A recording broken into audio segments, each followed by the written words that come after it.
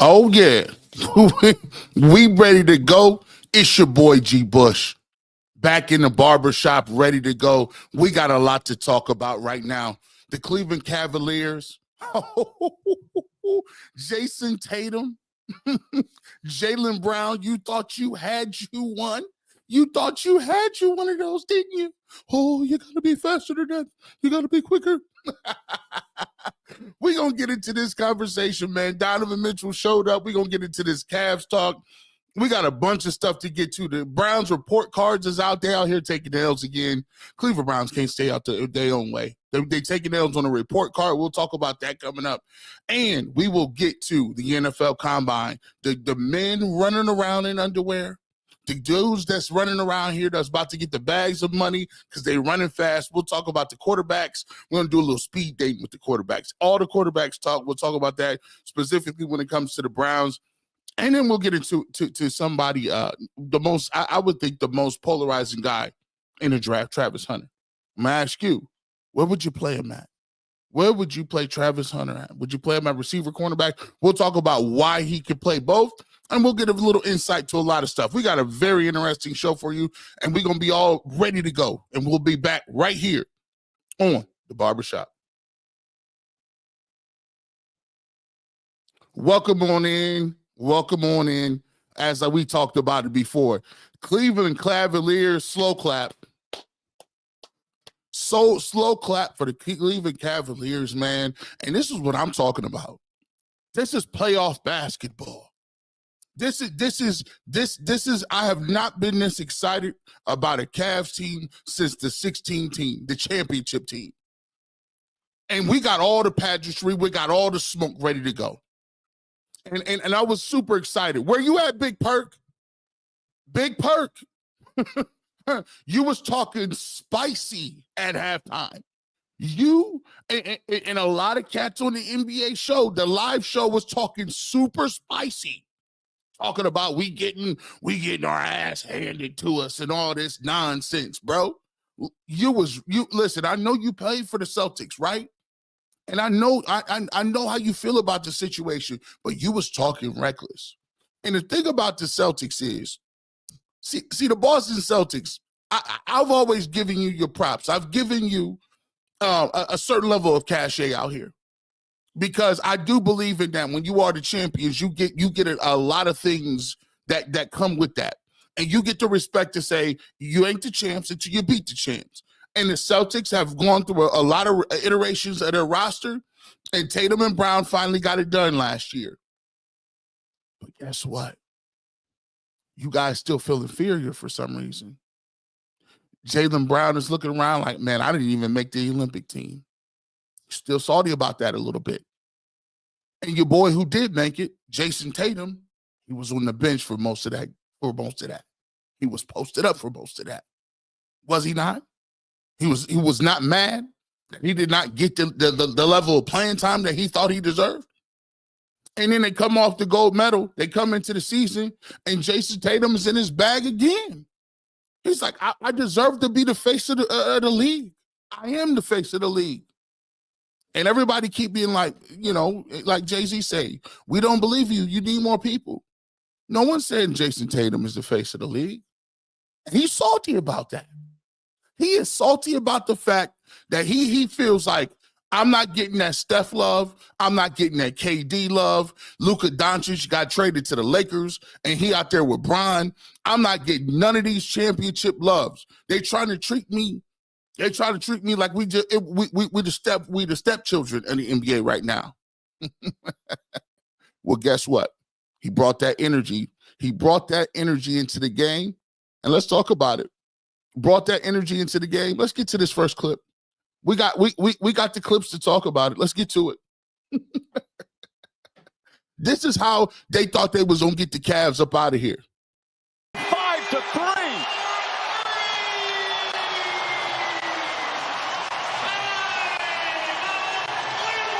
Oh, what you say? What y'all say? Win, and this one a signature victory for them after trailing by 22. Come back and beat the Celtics. That's how it went down, fam. That's how it went down. See, get up out of here. You read his lips. You read his lips. You know what he was talking about. You see him. They have been. This is what premeditated. It was a premeditated celebration. You saw Jason Tatum and Jaylen Brown come out here with both the hand motion. Get him up out of here. You know what he said. I'm not getting demonetized for saying it. Get him up out of here. Let me run that back again. We're going to read this again. Tatum a three. Bang! What a start. It's 25-3.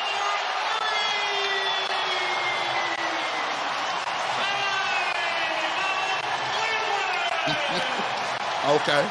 Their ninth straight win, and this one a signature victory for them. After trailing by 22, come back and beat the Celtics. Nah, bro. You keep the same energy. Keep that same energy, bro. Where was all that? Get them out of here. Keep that same energy with me. It wasn't none of that at the end of the game. It was daps and hugs. You out here looking like Drake. You annoyed like Drake right now. You got your wavy beard. Got your pretty bangs out and everything. You got your wet and wavy down here. Hey, bro, you look good. I ain't gonna lie. You look like an R&B thug. You are doing your thing. You got all the tats. Boy, look, man. You killing it when you go out there, man. On the side of that Duke X curl box, you doing it, Tatum. But where's all that energy at? Where all that energy at? Oh, by the way, if y'all want to know what's up with the national media, you know what's up with the national media. You know how they giving it up. They better get in line. Because the Celtics, they led by as many as 17 points in the third quarter. Shanae, then the Cavaliers closed this game on a 53-31 run here. Of course, they were paced by Donovan Mitchell, 41 points in this one. Evan Mobley, though, also huge in the fourth quarter. I love it. It was not a perfect game for Evan Mobley, but they had heart, and we saw it from all of their players. Donovan Mitchell got a big dunk. And what did he do? He turned and he looked at his bench and he flexed. This is the play right here. Huge. And everyone's out of their seats. He turns to his squad and says, yes, we have to compete. After that, Darius Garland got downhill, was aggressive. Of course, Evan Mobley, what a fantastic fourth quarter for him. 11 points, 8 rebounds. Did not play perfect, but he had the heart of a champion. I love what I saw from the Cavaliers. Were you at Perk? We lost our bet. We were wrong. No, yeah, we were wrong. But look, let me say this. That was a brawl for it all. And I think psychologically that was a great win and an important win for the Cavs. But I look at their bench, right? I look at Ty Jerome. I look at DeAndre Hunter, the minutes that they provided, the energy that they provided. And Kenny Atkinson, he coached his behind off. Absolutely. Those lineups and those throwing in, mixing up the zone coverages and stuff, that was a beautiful thing to see. Shout out to the Cavs. I do think we need to highlight, yes, the bench, but Donovan Mitchell, Darius Garland in this one. Well, Garland showed up a little bit, but Donovan Mitchell was the story. I mean, the brother was absolutely spectacular. A star is in Cleveland. His name is Donovan Mitchell. And as I said, because I know I said it because I was there when I said it, the Cleveland Cavaliers are the #1 threat to the reigning champion Boston Celtics. They showed up in Boston tonight and proved it. Period. I don't want to be the Debbie Downer, but let's not act like they wasn't missing two key players. The two key starters that was there were supposed to be there with it. Kristaps Porzingis and Drew Holiday makes all the difference in the world. But kudos to the Cavs. Well, now the regular season is split between these two teams, and we certainly hope we get to see this matchup in the Eastern Conference playoffs. No, Big Perk. No, Big Perk. You don't get – no, where was that energy? You wasn't saying that at halftime. You was not saying that at halftime. Oh, listen, get these boys out. Jason Tatum is the coldest dude ever to play. He's the coldest to ever play. Let's get into these. Where am I at? This is wild to me. This is crazy to me. When we talking about this situation, and you give them an opportunity to talk about Tatum and Brown. And listen, but don't get it twisted. I do a lot of funny jokes and ha. Jason Tatum and Brown is nice. And when they do have Porzingis, that's a different type of energy. You know what I'm saying? That's a different type of ball player. So here's what we're going to do. Let's get into this box score real quick. let's get into this box score. Let me upload this real quick. Let's get to this. We're going to upload the Celtics one too. But under no circumstances are we going to start giving them guys reprieves, because when y'all was smoking us 22 points and it looked like y'all had threw that haymaker, it looked like we was dead out here. But the reality of this situation is this, man.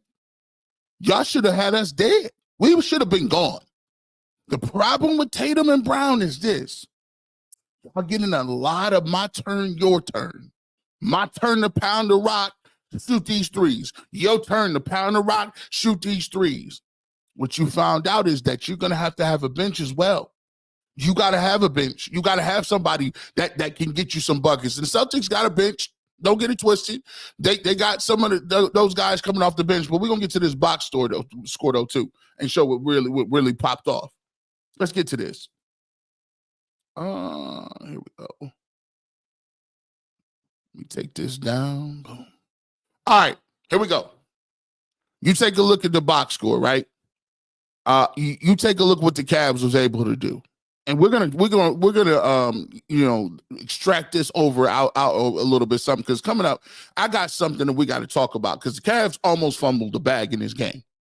The Cavs almost fumbled the bag. Like they came out and they got beat was getting the brakes beat off of them. And I was trying to tell Cavs fans this since the beginning of the year.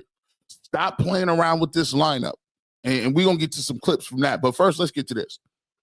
I want you to look down here. Let me show you something. This is what I'm talking about right here. When you look at it, Evan Mobley started the game, and he started the game slow.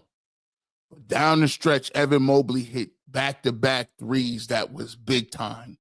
This is what I'm talking about. If you get Evan Mobley that's going to be able to hit those threes when it counts, when all the chips is down, and he hadn't shot the ball well, he hadn't played that well. But Evan Mobley was one of those guys that spearheaded it and was one of those guys that really put the team on his back and kept that pushing. Let's get to the scorecard. Hey, Jared Allen, bro. Hey, Jared Allen. This wasn't your best work, cuz. This was not your best work. You had the cowardly lion look on again. Your afro wasn't as voluminous as it is. I didn't see a lot of energy. You was kind of looking around. Now, granted, they put you in a lot of bad situations because they had you out there on that pick and roll getting stretch out balls because they was out there giving you that work. You're not supposed to be switching off on Tatum. And you just happen to catch the brunt of that heat, that fire that he had early in the game. And you picked up some fouls because people was getting beat off the dribble. But Jared Allen, you can't come out here, listen, 10 and 4? You can't have 10 points and 4 rebounds, sir. Can't have it. Darius Garland, they was putting you in the mixture earlier too. You kept getting switched off. They found you everywhere you wanted to be. They found you. Now, come on back over here. Green, we're gonna give you that work too. But here's the thing I will give against Darius Garland. If you're gonna be a small type guard and they're gonna try to victimize you, the best thing that you can do is go right back at them. And I'll take Darius Garland giving me 20. I know he was a -17 on the plus minus, but before we've dealt with this situation when it comes to Darius Garland, where they still victimize him on the defensive end, but on the offensive end, he's not giving us nothing. He hit some big shots late. I'm happy to see that he was in the mix. I like to see that. Okay. Let's get to we got to the most of the starters. We're getting to the starters. We're rolling through. Donovan Mitchell. We already knew you was a superstar in Cleveland. We've been knew that. We don't need Stephen A. Smith to tell us that. I'm glad that you understood the moment. Jason Tatum was out here giving everybody buckets. He hit you with a haymaker. He tried to get you up out of here. The Celtics wanted to prove a point. They just came off a loss to the Detroit Pistons. They was coming out here to show you that this is what champions do. This is our home court. We're going to get y'all up out of here. And you realize, hold on, my team ain't got it in third and the fourth. And what you do? You put the cape on. All of that deferring, all of that getting guys open, all of that getting people in the mix and moving in. You gotta, he's taking a step back and no. This was a playoff atmosphere. This was playoff basketball. We do not have time to be figuring it out. And you got to keep your team in the game as a superstar, right? You got to keep them afloat until they figure it out. I used to get mad at LeBron about that early in his career. He figured out later in his career, yeah, I want to defer to some of the Sasha Pavloviches, and I want to get guys open and started. You do that at home. At the crib, your role players is going to play a lot better. You could count on them to knock it down a few shots. But when you on that, when you on the road, you in the Garden, and they come out and they up 22, 23 points, crowd going crazy, they can't miss a shot, you're going to have to put the cape on, and you did that. 13 of 26, 5 of 12 from three-point, 10 of 11 from the line. Come on now, 41 points, 5 assists. Come on now. And every time they needed a bucket, they gave him one. We're gonna skip this next guy. We're gonna skip him. We're gonna skip Max Strus. We're gonna skip you. We got a whole segment for you. Got a whole segment for you, just so you hang tight right there. We'll come back to you. Dean Wade. Okay, peanut butter. A Vanilla Wolf. The Vanilla Wolf. He gave me something. You know what he gave me? He gave me length. He gave me athleticism. He hit a 3. Look at his plus minus. I like that plus 12. Love the plus 12. He only had 5 points. But guess what? That sometimes it's strong defense. Sometimes that's what you need. That's all you need to go. Isaac Okoro, come on in here. Look, you didn't shoot the ball really well, but I like the physicality that you was giving. For the minutes you gave me, 2 of 4, you hit 1 3, rattled it in the corner. Look at his plus minus. Had 5 points plus 3. Ty Jerome. This is what I'm talking about. Ty Jerome low-key kept these fellas in the game.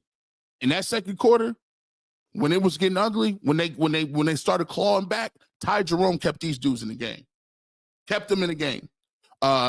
He was 3 of 10, but he did hit 2 threes, 4 rebounds, some assists. But look at his plus minus. Plus 34. These are the type of efforts that you're going to need. And even Sam Merrill. I like Sam Merrill's fight.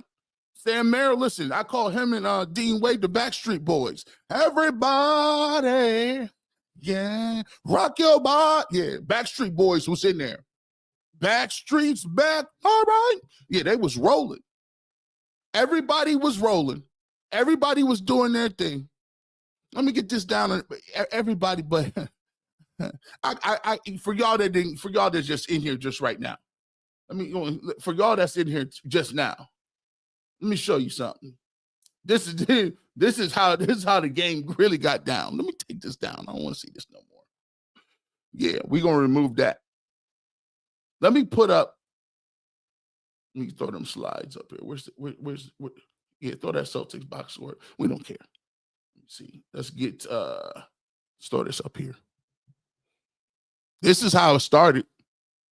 This is how it ended. Tatum a 3. Bang!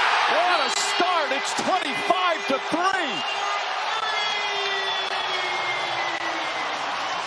Can't play this enough.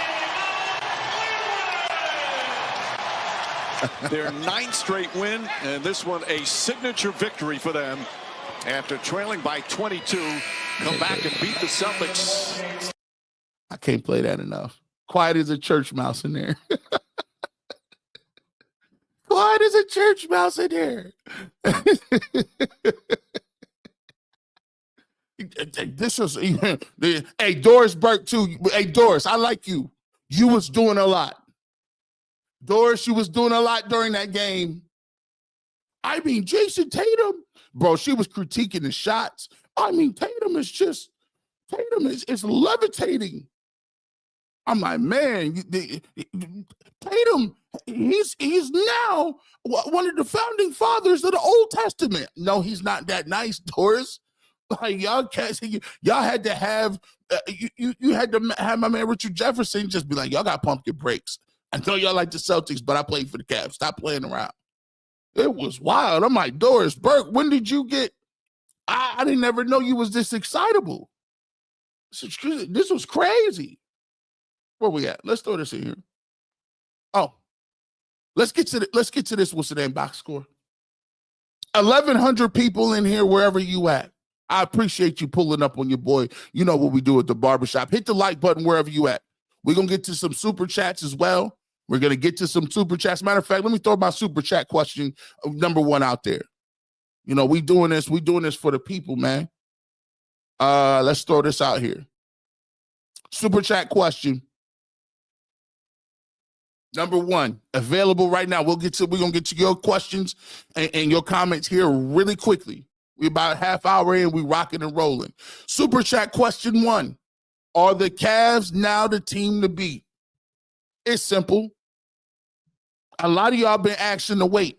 A lot of y'all been saying, well, G. Bush, man, they ain't beat Boston and Boston. Well, G. Bush, man, we playing these teams. We ain't seen nobody give us a punch in the face yet. We ain't seen Atkinson have to pull some stuff and work with some maneuver and do some things. You know what I'm saying? So I got to go with the Celtics. You know, I don't know. I'm saying I get that Porzingis wasn't there. And I get the fact that Drew Holiday wasn't playing, but that's on them. That's on them. We had people that wasn't in the game. Y'all should have killed us and got us up out of this, the spot when y'all should have. We was already losing. Super chat. Will we come back and get all the super chats? We'll get all your rest of your comments as well. Let's get to this. Let's look at this really quickly before we get to some of the comments. Then I want to get back to one of these dudes. I remember I told you, Max Strus, I ain't forgot about you. Don't you think you slid? You didn't slide. G. Bush is coming back to talk about that. Let's look at it. 123, 116. Take a look what the Cavs defense was able to do. Look at this. Look at them outscore one of the best scoring teams and shooting teams in the third quarter. Held them to 24 points in the third quarter. Held them to 18 points in the fourth quarter. And this is the problem with the Celtics. This is the problem with the Celtics. You look at your boy Jason Tatum. 19 of 37. That's cool. That's what's up. 4 of 12 from three-point arc. And I think he hit about three of them threes in the first, 5 minutes of the game when they was blowing us out? 4 of 12 from 3, bro. He had a great game. 4 of 12 from 3, 41 points, 16 rebounds, 9 assists, right? Yeah, 46 doggone points. Let's go down to Jaylen Brown. This man had a great game too. 13 of 24. He was 4 of 6 from the three-point arc. He had a down shooting year so far. But look what he did. 37 points, 5 rebounds, 2 assists. But you look at the plus minus a little bit. He was a +5. Jaylen Brown was a +10. Look at the rest of your squad. Look at the rest of the people. Sam Hauser, you got 6. Al Horford, you got 5. Derek White, who is usually one of their, I think probably their fourth scorer if you got Porzingis in there. He had 16 points. That was cool. But look at that bench scoring. Look at it. Look at it. Your boy Pritchard, 6 points. The rest of the guys, Cornette didn't even play. He played 19 minutes, didn't give you nothing. He was -26. Peyton Pritchard minus 36. This is the thing that you have to remember with the Celtics. The Celtics got 2 great players, but when they take L's, it's my turn, your turn. You ended up with a guy with 46 points and 37 points. And you got smoked. You lost the game going away a little bit. And so, granted, now don't twist G. Bush's words. Don't you tell G. Bush that I disrespected the Celtics and blah, blah, blah. Celtics is a good basketball team. They are a different team when you do got Drew Holiday and you got Porzingis. But here's the facts. We're not worried about that. We're worried about getting games that we can get right now. And we got the games that counted, which was yesterday. We'll take that. We've zipped up home court. That was basically a 2-game swing right there. It's going to be probably impossible for them to come back. And that's the one thing we want to have. People say it's not a game, it's not a series to a road team wins a game. Sometimes it don't end up like that. You want every advantage you can get. The Cleveland Cavaliers, I need that. Do what you need to do. And I love the fact that if the Cavs can hold home court, they can go to the finals. I love that. That's what I'm talking about. And Kenny Atkinson, I like the fact that you played this game and you said it mattered when it did matter. You said it mattered when it did matter. Let me go ahead and get this up out of here. And we're going to get to your comments. Move this from studio. We're going to get to your comments. We don't forget, we got some stuff coming up here. 1,200 people in here. We appreciate you guys, man. Let's get to your comments. Let's get to them. Where you at? Where you at? Here we got a lot of them, man. We got a lot of them, man. Let me see. We got a lot of Cavs. Go Cavs, man. JT Humphries. We got a lot of people in here. We got a lot of cats ready to go, man. What's up, man? How y'all feeling, man? They fumbled the bag. They got humbled a little bit too early. Wake up and watch the replay on FanDuel. Cavs winning the championship this season. Let them know. Hashtag Cavs. What's goody, G. Bush? We in here, man.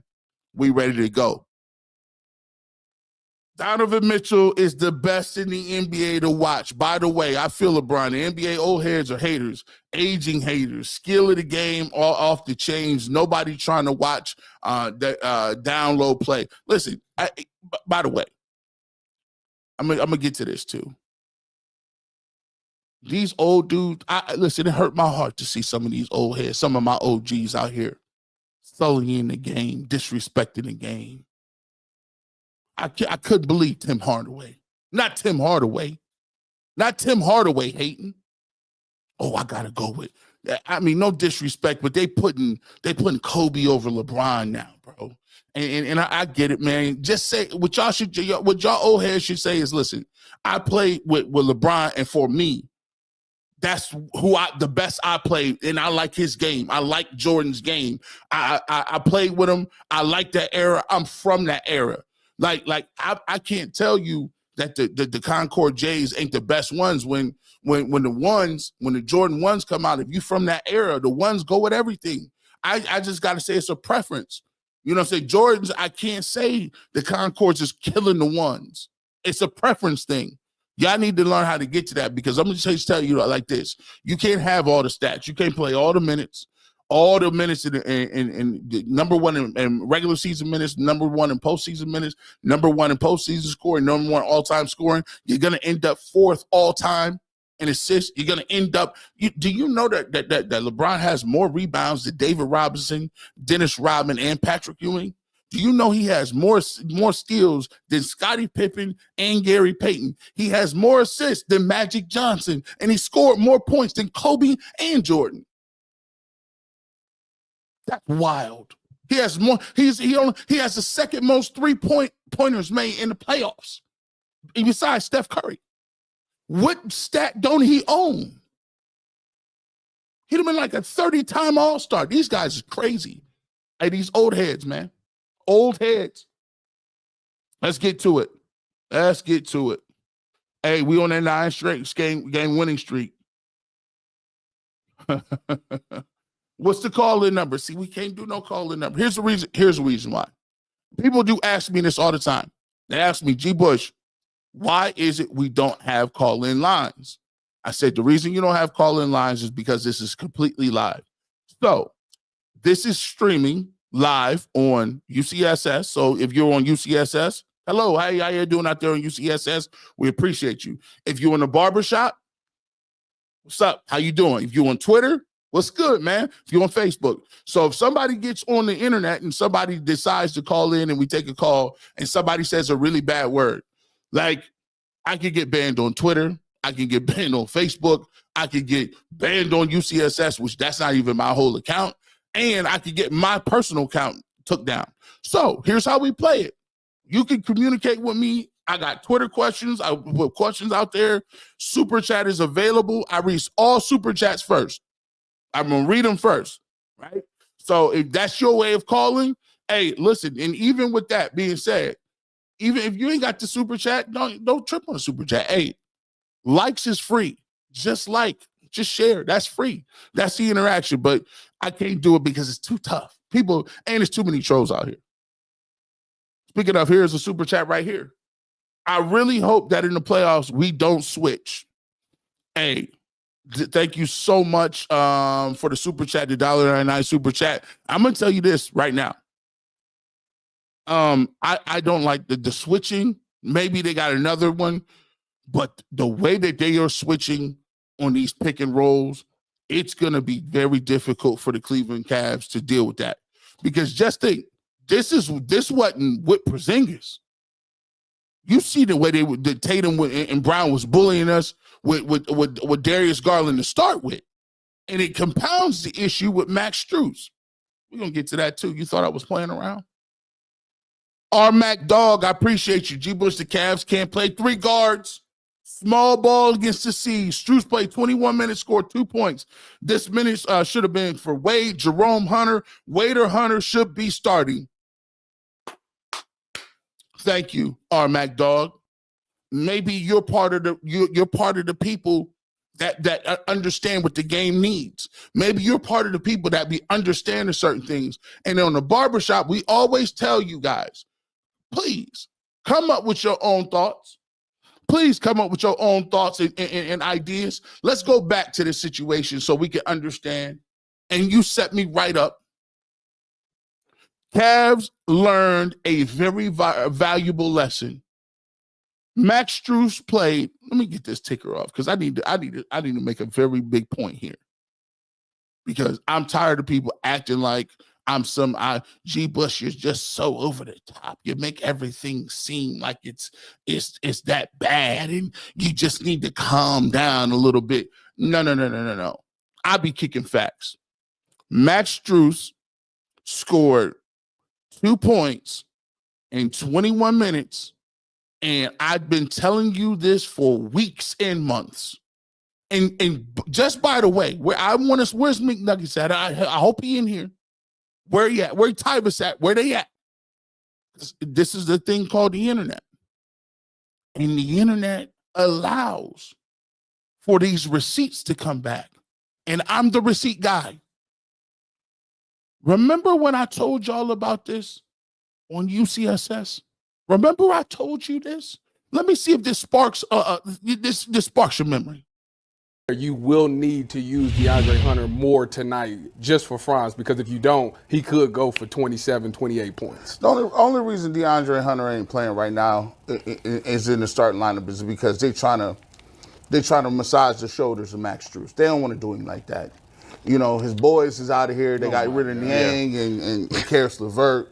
He been starting since he came back. Now you trade the dude. He come in and get all the minutes. I got to come off the bench. So look, if they're trying to just slow play this thing and say, okay, listen, we're going to keep that Max Strus start. But as we get closer and closer to that date where we got to start playing playoff basketball, where you're going to see lineups like this, and you're going to see guys that are dynamic on the wings, you no longer have the luxury of saying we're just going to massage your shoulders, because you in playoffs every possession counts. So you can say, oh, it's about who ends the game. No, it's not. It's about stopping people every possession if you can. And DeAndre Hunter in the starting lineup gives you the best opportunity to punch one of those teams in the mouth and not let people get going. So you think Hunter's eventually going to be in the starting lineup? Yes, I don't. I don't either. Mike, what do you think? I think it's about who they play. I think it's about the matchup. If it's the Celtics, 100% he's in the starting lineup. If it's Milwaukee, no. I need him to be, and the reason I think so is this. I get that you want Strus to be in their lineup, but ask yourself, what does Max Strus do better than Hunter? Shoot. That's not true. It's not? No. Look at the 3-point splits. There are things he does better, but it's shooting. I would say it's different level of shooting, but they're pretty similar in terms of shooting. Flow of the offense. It's a push. Flow of the offense. What does that mean? Like Tyvus is right. He in rhythm. Like he knows how to run the sets and do all that, go through the screens. So that's his game. That's experience. So he's been in the system playing with these dudes for years. Listen, stop trying to put Hunter in the start line. It is fine. First of all, the starting lineup is overrated. Strus is gonna play the first 3 to 4 minutes. Boom, they're gonna call timeout. Hunter's gonna come in the game, and there it is. Here, let me tell you. And on top of that, you got a natural chemistry with Ty Jerome. Obviously, those two out there together, it's been great. Why would you mess that up? Here's what I'm gonna tell you. We're gonna get to this. Don't act like the star lineup is overrated in the NBA. Do not act like this is my problem. Y'all ain't got you have no choice to come out here and be like, oh, we're better than the Celtics, but we're not playing all the best people. Stop it. If you want to beat the Celtics, you better get your mind ready now. Wait a minute. Before you go, I said against the Celtics, he's in the start lineup. I said it depends. It depends on who they play. Well, Mike, let me ask you this. There we go. So G thinks Hunter's going to be in the starting lineup for the playoff. See, listen. Let me get back to this. Is the problem with y'all, bro? Y'all think because I say it in a specific way, or I say it in a way and it be funny a little bit, that I don't know what I be talking about. I'll be like, let me tell you what happened yesterday is exactly what I told you it was going to happen. Do I need to get this back? Do I need to get this back? Yeah, we need to show you let's show him. Let's show him what happened yesterday, G. Bush. Tatum a three. What a start! It's 25-3. That's what happened. That's what happens when you roll Max Strus out there. 25-3. What did I tell you earlier? I told you earlier. I said, listen, when you're playing in the playoffs, you cannot be bringing out 6'1" Donovan Mitchell, 6'1", 6'2" Darius Garland, and 6'3", 6'4" Max Strus and play him against Jason Tatum and Jaylen Brown. You see what they was doing? You too small. They was putting y'all in a pick and roll, and he's scrambling and looking around. Which way did he go? Which way did he go, George? For what? See, that's the problem with y'all. You learned a valuable lesson. And look at the little small words down there. It doesn't matter who starts the game, only who finishes it. No, my good sir. Because what you have when you have superstars, when you let a superstar get comfortable, when you let a superstar get in his bag and he starts seeing that ball fall down early, you're in for a long night. Now his step back is falling. Now he's getting the calls at the rim. Now he's getting every roll. Now his energy is up. Now his defensive prowess is there. And you did that all why? Because you want Max Strus to start?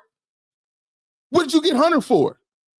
You traded Karis LeVert and Niang to get Hunter. He's averaging 19 off the bench. And let me go back. I told you I was going to bring it back. Let me look at the splits. I told you I was bringing it back. I bring the receipts. Y'all better start using this internet like G. Bush use it. The receipts is hot and on fire. 1,480 people in here. Tell me I'm lying. Tell me I'm lying. I told you I was coming back to this. Where you at? Let me find you. No, that was the Celtics. Let me take you. Don't worry. I got you. That was the Celtics box score. Don't worry about it. Got the sheets of integrity. Cavs box score. There we go. Max Strus in the starting lineup. Tyvis tells me, stop trying to take Max Strus out the lineup. I've been trying to take him out. And he better learn, because guess what? In the playoffs, this could have been the L. 22 minutes. 1 of 3. 0 of 2 from the three-point line. He's a better shooter than DeAndre Hunter. No, McNuggets, he's not. Just because he looks like he might be a better shooter doesn't mean anything. This is, nah. DeAndre Hunter, 3 of 3 from the three-point line, 4 of 6, 29 minutes, 5 rebounds, plus minus 21. Come on, man. This is easy money. Easy money. You make the move, but you still trying to, and I heard Jason Lloyd say this plenty of times.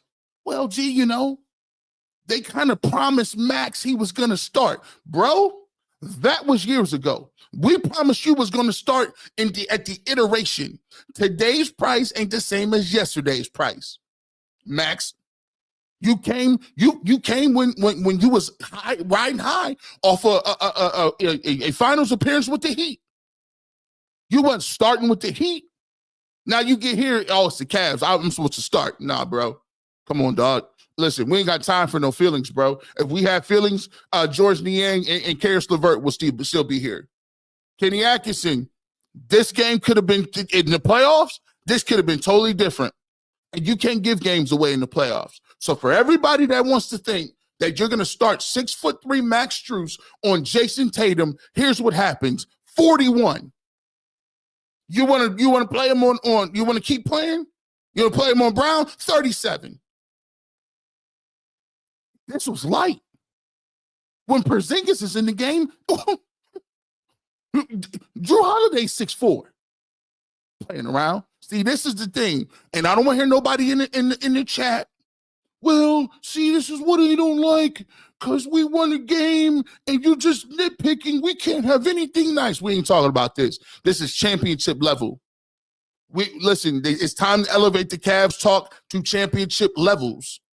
We're going to critique them each and every game because that's what the standard is. We trying to win at the highest level. We're not talking about citizenship awards. All the citizenship guys, get to the back of the bus. This is what happens when you want expectations. When we want to laugh and be like, why aren't we on national TV? Why Kendrick Perkins saying dumb stuff? Why they disrespecting the Cavs? When you got the best record, it's gonna be some circumstances that we got to get to. We're gonna talk about them. But all this Max Strus stuff, no. DeAndre Hunter needs to be starting, and you cannot give people an open invitation to get hot just because you want to start somebody. That's the biggest lie in the game.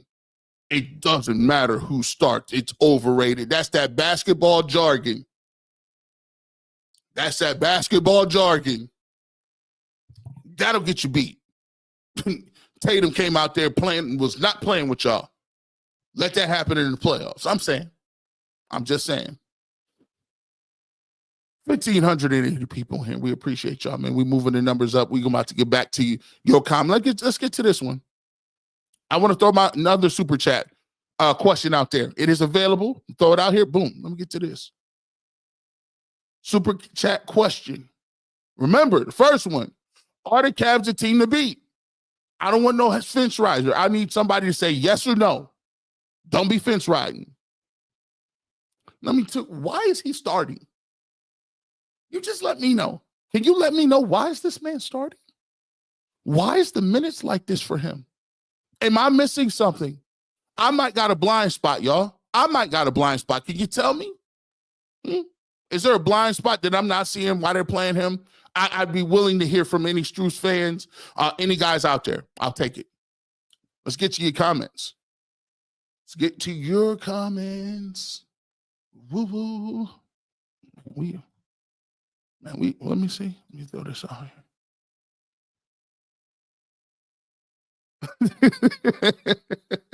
here. Barbara FN. Hey, I like it. If Hunter is going to play 29 to Max Strus is 22, just start him. I don't understand it. If you're going to play those minutes, if you're going to give him the minutes anyway, and he going to out-minute them, and he going to hit shots, and he going to knock down threes, why are we not playing him to start with? It don't make no sense. I told you. See, they be thinking, man, G. Bushman, you just do too many. You're just a Duke knee-jerk. I be keeping it a buck. I be showing y'all all the time. I said that earlier. I said that during the Magic game earlier in the week. So they trying to warm his shoulders up and let him down easy. No. You go come off the bench and do what you're going to do with that. Come on now. Let's see. Brody's bottom line. Appreciate the super chat, my man. Hunter is 1,000 or 100 times better player than Max Strus. I agree. And it's not saying that Max Strus is, and I'm not trying to kill Max Strus like he don't serve a role on the team. I'm just getting to the point where you're going to have to, you can't start him against those lineups because it's just a mismatch. You're getting people in foul trouble. People's out of rebounding because they're scrambling, trying to cover. It just don't work. Start Wade. then you can have Ty and Hunter together. I don't got a problem if you wanted to start Wade, to be honest. That's what I was saying yesterday. I don't have a problem if they wanted to start Dean Wade. If they wanted to bring Wade, he was hurt earlier, but at least Dean Wade is going to give me some solid defense. I start Wade, and you want to keep the Virginia Cavalier roommates together, Ty and Hunter. Who knows? They might have told them. And here's the thing too. I'm going to give Kenny Atkinson the benefit of the doubt. He could have came like Ty Jerome or DeAndre Hunter could have came to him and said, I'm more comfortable coming off the bench. Those are all things that you got to take consideration. Maybe DeAndre Hunter was like, look, man, I'm balling out right now. I like to come off the bench. I've been coming off the bench in Atlanta.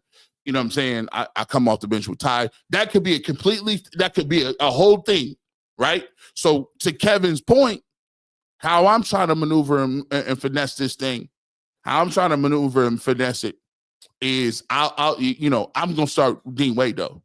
How I'm going to move with it. I'm going to start Dean Wade with it. Let's see what we got. Keep moving. I miss the old me. I like that name, man. Or a young lady, or either or. It's all about adjustments, something that we absolutely needed with JB couldn't do. Kenny makes the right adjustment no matter what. Hey, listen, he pulled that one quick. He's like, sure, come on back here.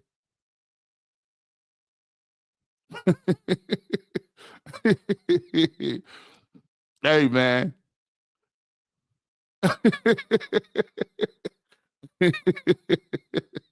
I'm reading these joints. He said Mikey soaked his pants with that contract.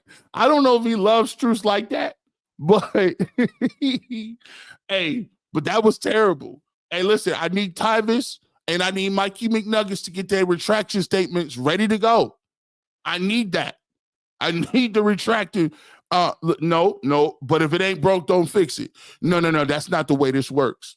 No. Listen, at some point when you playing at the tippy top level, you know it's gonna be broke.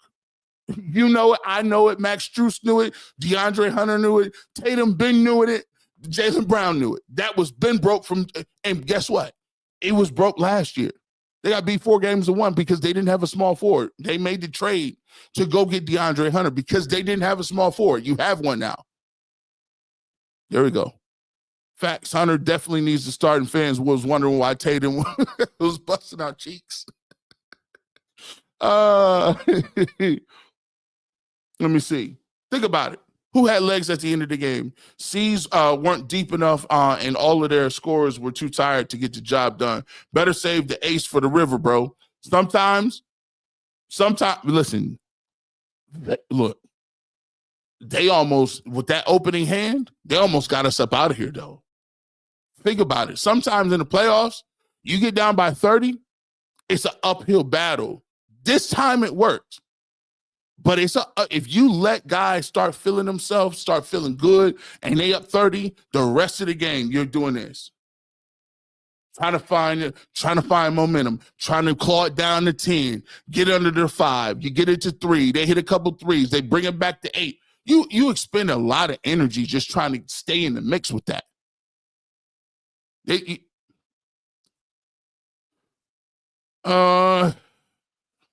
Saying McNuggets is a clown is foolish behavior when he's McNuggets know his stuff though. Real talk, McNuggets know his stuff.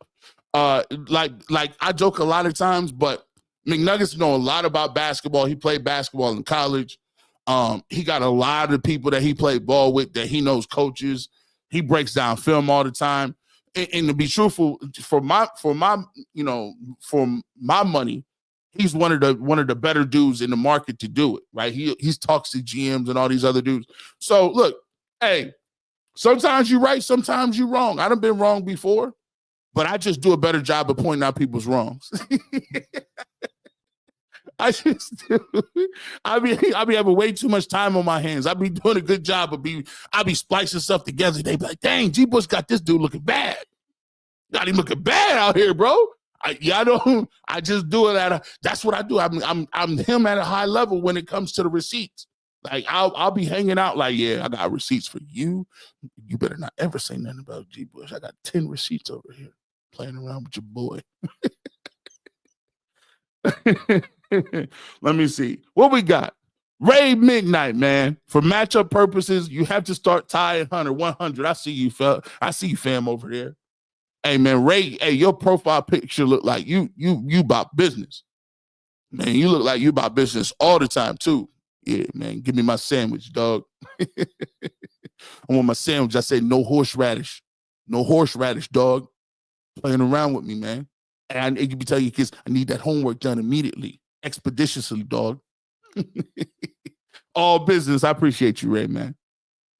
R. Mac Dog is back again. G. Bush, I wanted Jonas Valanciunas from the Wizards, who they traded for 2 second-round picks. I'm worried if Allen gets his hurt or is in foul trouble, we don't have a backup center. Let me tell you something about this, too. Your boy, man, sometimes he looks like a lion, and sometimes he looks like the lion from the Wizard of Oz. It was a little, listen, Jared Allen, I needed you to be able to step up yesterday. 4 rebounds was unacceptable. I think when they came out with that barrage, Jared Allen was done. I'm telling you, like, that's how you know the difference between really like them dudes and stars and like kind of role players that's down here. He got hit in the mouth that first time. Kidding was like, yeah, Jared ain't got it tonight. We're going to have to roll with Evan. That's why I was proud of Evan Mobley. Evan Mobley was shooting threes in crunch time. I was proud of Mobley. You know what I'm saying? A couple times I was begging for him down in the box. Give it to him. He got Derek White on his backside. Give it to him. Throw it down there, finishing him. I thought he did his thing, man. Yeah, but R-Mac Dog, I am concerned about Jared Allen a little bit, and we didn't even see Porzingis this time. It was wild, man. JTH, Cavs, Lakers in the final, biggest in the land. By the way, this is a Bengals fan too. He's a Bengals fan. You was almost cool because you like the Cavs, but you're a Bengals fan because you got Joe Burrow. You know what I'm hoping? I hope T. Higgins. Y'all, and y'all ain't got no money. You know you ain't got no money down there in Cincinnati. And listen, they lay people off in Cincinnati like federal workers, bro. They just come to the locker room. Nah. Too much waste down here. But they're like, but coach, that's T. Higgins. Nope, waste. Too much waste. We don't need these receivers. It's Jamar Chase. We need him. We need Burrow. That's it. The rest of you guys, out of here. Hendrickson, he ain't getting no money either. No money down there. I'm just playing. Don't be mad. Don't copyright strike me. But you know you ain't got no money. But I do think a Cavs-Lakers finals would be crazy. LeBron coming back to the spot. Luka, that would be wild. And by the way, I got the Cavs favored in that. If it goes down. All right. Speaking of quarterback, you set me up a little bit.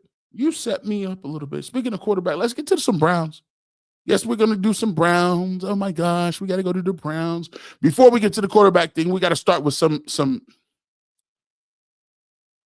I didn't want to do it. I didn't want to go this route, but we got to. Let me see what this is. Nope, we ain't doing that yet. Oh, here we go. The Browns do what the Browns do. I had to get to this. Let's get to this court. Before we do that, let me get a little sip of my coffee.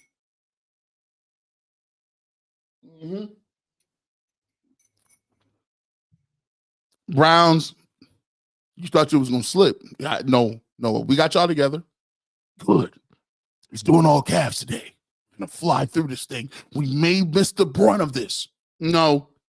We're going to get down to the nitty-gritty, and this all comes together, again, because people think G. Bush is, I'm a doomsday prepper, or, I'm saving canned goods in the bottom with generators because I think the world is all coming to an end and it's falling. No. I just like to tell you and show you, y'all, I was kind of right. People have been hitting me up, and it all plays into one thing. We talk about it all the time. When you want to do something, right, you got to be able to do it at the highest level. And one of the things that I like to look at is this. Everything flows into everything. Unless you are planning on doing it at the highest level, don't do it at all. Everybody got respect for Kobe and the Mamba mentality. But let me just tell you how the Mamba mentality plays into what the Cleveland Browns don't really do. And we've been talking about it for a long period of time. There we go. Let me get to this. Let me see if I can find it. I'm sure I got it somewhere. Where are we at?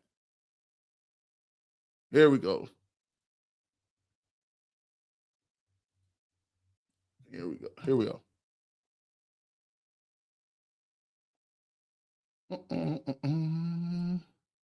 I'll put it here.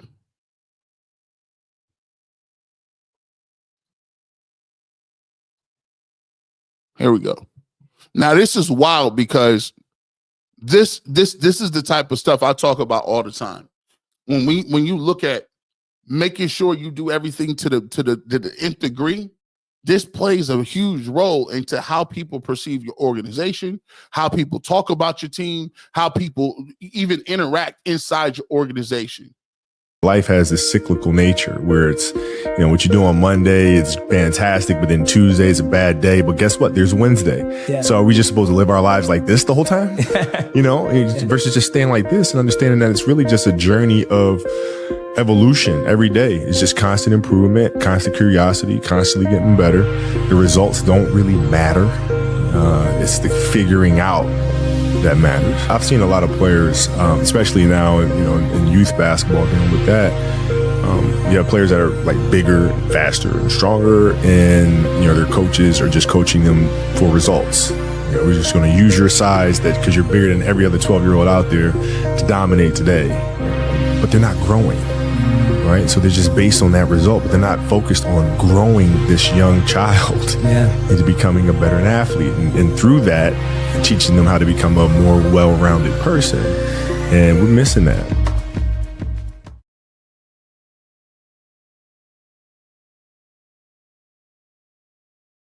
Bits and you say G. Bush once again. I'm not sure where you're going with this. I thought we were talking about the Browns and the report card. You bring up Kobe Bryant, and you bring up you got some issues with that. And I say to you this, you take a look. Oh, hold on. Are we missing anybody over there? Oh, well, we'll see. If you're having trouble on X, refresh the screen. We'll get to you. We'll get back to you. Refresh the screen really quickly. But let's get to this. So the NFL Players Association report comes out, and the Cleveland Browns receive horrible marks across the board. And one of the things that I look at is not just this year. I want to take a look at what happened last year. I want to take a look at what happened last year, because what Kobe is talking about is having consistency, right? It's people always go back to 2024 and talk about all the quarterbacks and all of the different things that they did, and 4 or 5 quarterbacks got you to the playoffs, and we're only a quarterback away. And no, when you're talking about changing the culture of something, it's not about just changing the surface level or the results, as you see. Sometimes people get the results that they want and forget about the process of how you got to those results. So when you look at the scorecard, let's take a look at this. When you were doing your thing, right? Let's take a look at your scorecard when you were supposedly doing all the right things and you made it to the playoffs. So this is your scorecard. The Cleveland Browns ranked 23rd in team ranking this year. The 2 major issues players identified as problems this year have stayed steady from the last year. Take a look at this. So that means in 2023 they were having these issues. First the team, they got a weight room. The team needs an actual weight room. Since 2020, the weight room has been situated in the indoor practice facility. The problem is compounded because the weight room takes up 15 to 20 yards of the already small indoor practice field. So first of all, when we take a look at 2020, this year coming up, this was last year's, we'll take a look at this year's. They give them an upgrade from where they were with the indoor facilities. They give them a because they did build a new indoor facility as far as training room is concerned. But my question is this: how is it that you have a billionaire and have this problem to begin with? How? Why would you, and Jimmy Haslam spends money on the players. He spends money on free agents. He does all these different things. But why would you do that and not have the ability to have a weight room that was consistent with the standards in the NFL? I don't get it. The second issue is the size of their locker room. It ranks as one of the smallest in the league, and players feel like they don't have adequate amount of personal space to simply get changed. The category grades for the Browns reflect the sentiments of his players that the club is doing just enough to create a passable experience for the players, which is with below average standards, but not doing nearly enough to create a high quality workplace environment. So a lot of people, this might be where a lot of people turn off. Oh, it's just the players complaining. Oh, it's just you play. Because here's the thing.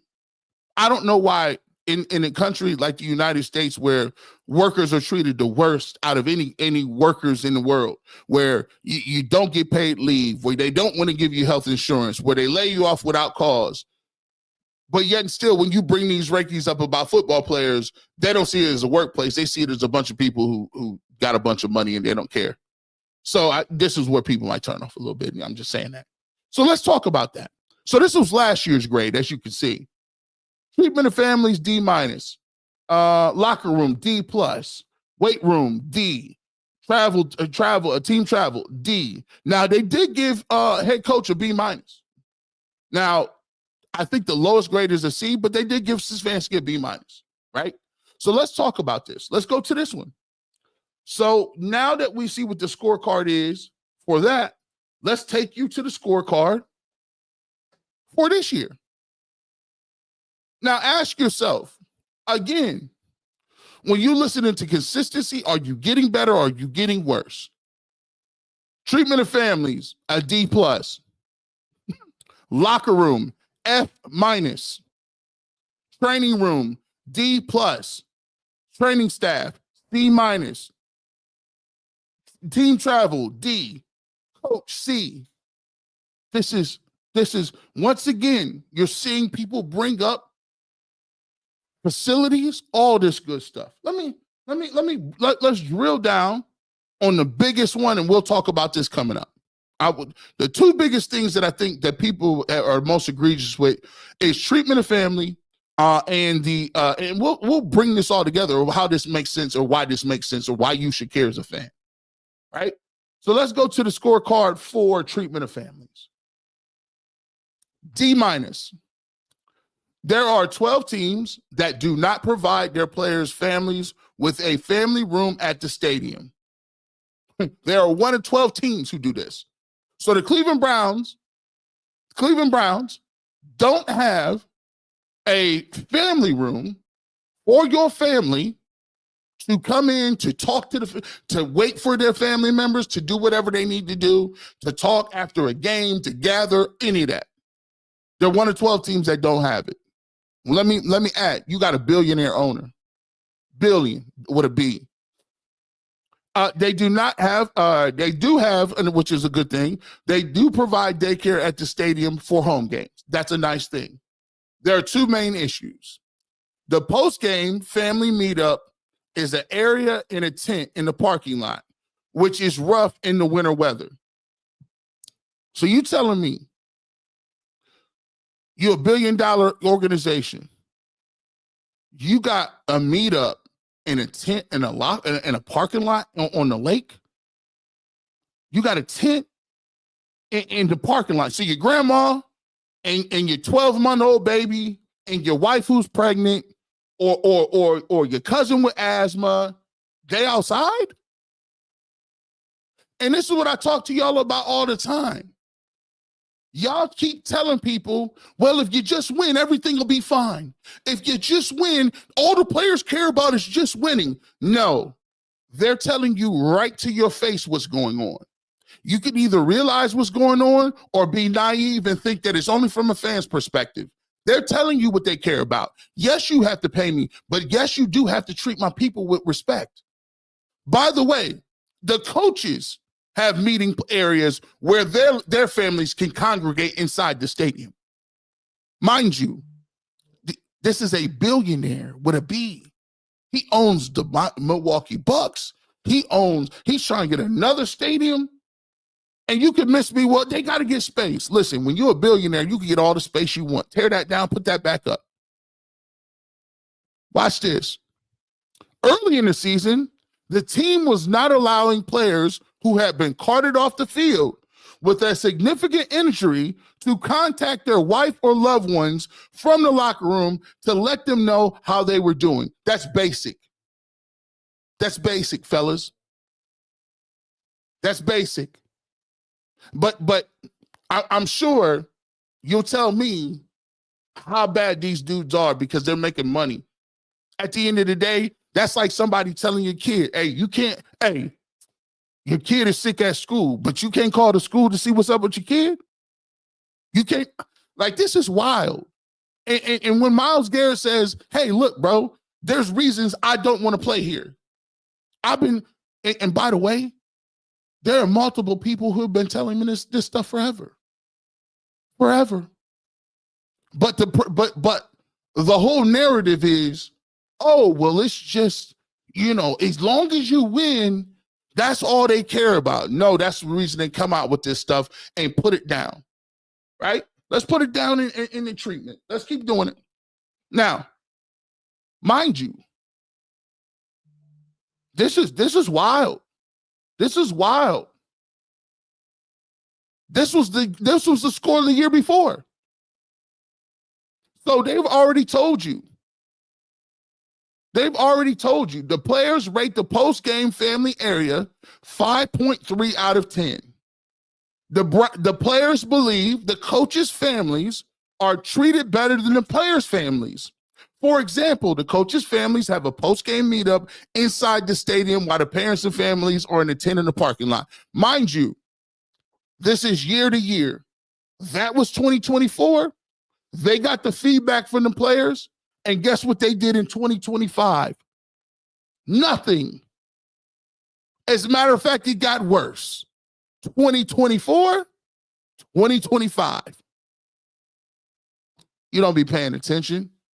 So miss me with all of that stuff where, our coaching staff is doing, we went to the playoffs. We went to the playoffs with 5 different quarterbacks. No, you don't start losing right now because you didn't start doing stuff. You lose over a long period of time. And if somebody tell you that they don't like the way that you treat their family members, why do you think that they're going to play hard for you? Why do you think that they're going to want to go out their way to pick up extra shifts and do all these other things and take less money to stay in Cleveland? For what? I tell people not trying to come to Cleveland to be free agents, and people get mad at me. Why? Because guess what? Keep looking. You want to look at the locker room? F-. 39% of the players feel they don't even have enough room in the locker room, which ranks 32 out of 32. 29% of the players feel the locker room size is inadequate, ranking the Browns 31 out of 32. The great part about that is this is wild, man. This is wild. These are D's. That's an F-. Let's keep talking about the training staff. D+. Training room. 79% of the Browns players feel that they have enough full-time trainers, and they rank them 27th out of 32. 68% of the players feel that they have enough full-time therapists, ranked 28 out of 32. 50% of the players feel they have enough hot tub space, 32 out of 32. 71% of the players feel they have enough cold tubs, 29 out of 32. Players report that your training room is understaffed. Since the players responded to the survey, the Browns have hired 2 additional staff members, improving the coverage to the affiliate. You got billions of dollars, bro. This is why I always talk about, show me. You say you're committed to winning. How? How are you committed to winning when year after year your players are telling you don't have adequate training room? We don't have adequate space. We don't have adequate ways to talk to our family. We don't have adequate ways that we come to a facility and we're getting a top-notch NFL experience. And all too many times, as media members, we skim over this stuff. We skim right over the top of it like it don't matter. Because this ain't juicy. This ain't no good story. We want to talk about why Myles Garrett, the fans are going to turn on him because he don't want to be here. Listen, man, y'all got to understand, to be a top-notch organization and to win, you need to win at every single level, and this stuff matters. We're going to get rid of that. Let me see. Let me get rid of that. Let's get rid of that, and we want to show you something. And I want to be clear, and I want to make sure I'm correct. So I want to look at this. Phil Knight's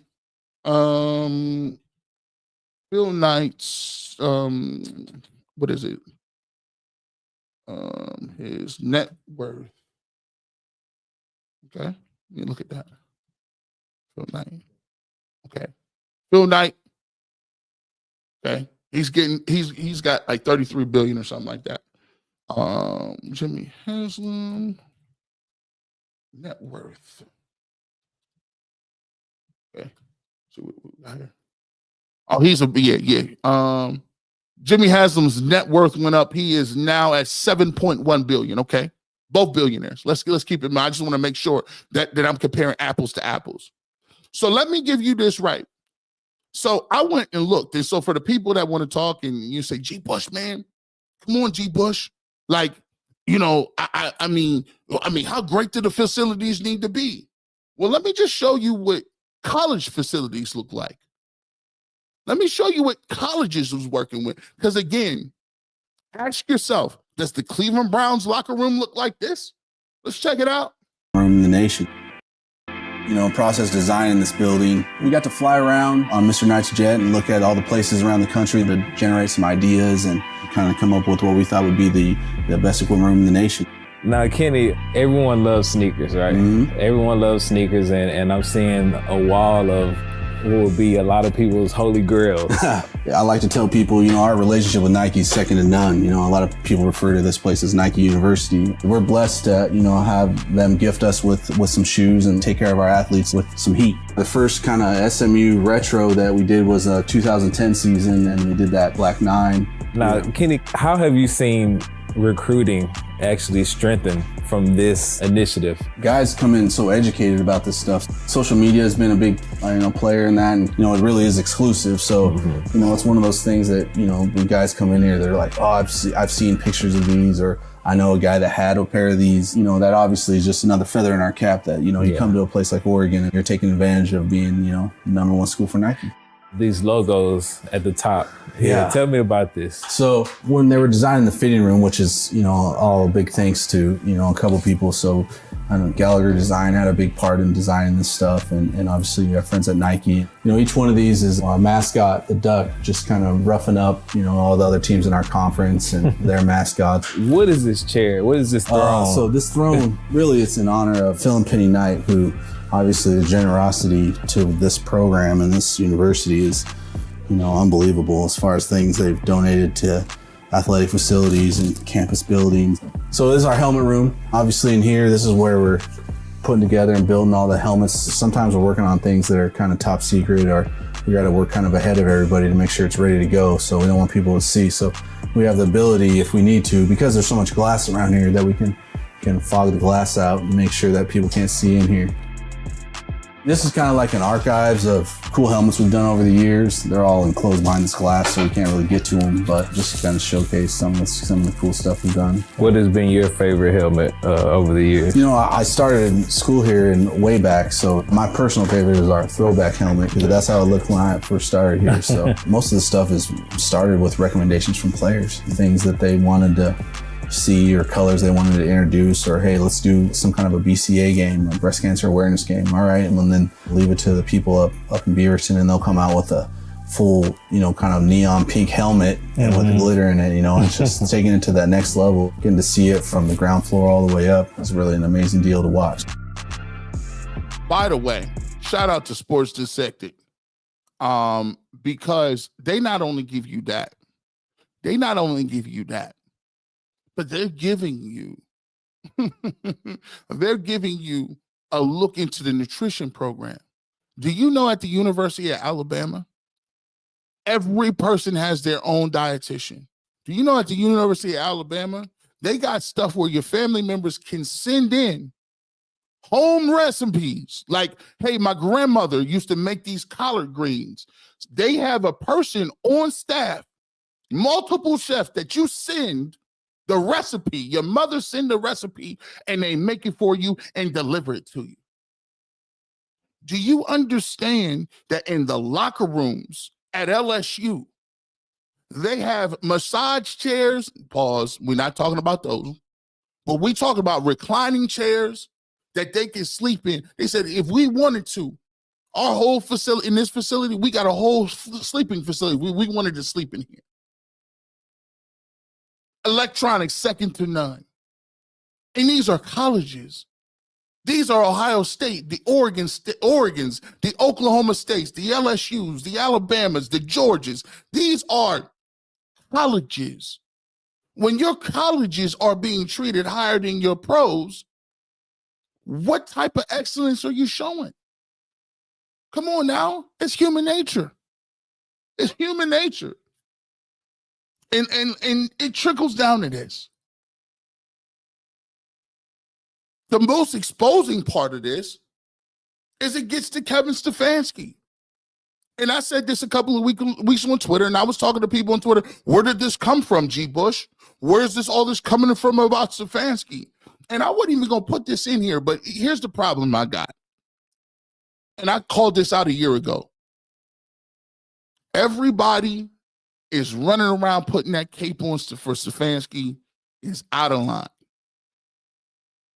I heard somebody, I'm not naming his name, but he even tried to tell me, he told me,